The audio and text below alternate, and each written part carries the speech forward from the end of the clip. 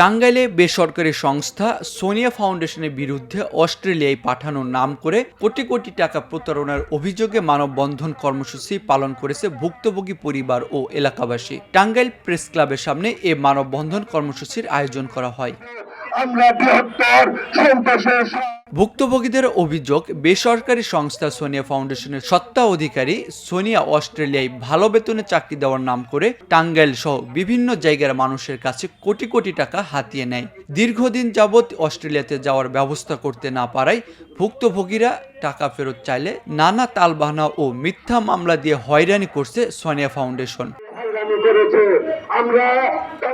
ভুক্তভোগীদের মধ্যে সাজু মিয়া নামের একজনকে মিথ্যা মামলা দিয়ে পুলিশের মাধ্যমে গ্রেপ্তার করে জেল হাজতে পাঠিয়েছে প্রতারক সোনিয়া। এ সময় মানববন্ধনে অংশগ্রহণকারী ভুক্তভোগী পরিবার ও এলাকাবাসী অবিলম্বে সাজুর মুক্তি ও অনতিবিলম্বে সোনিয়াকে বিচারের আওতায় আনার দাবি জানান।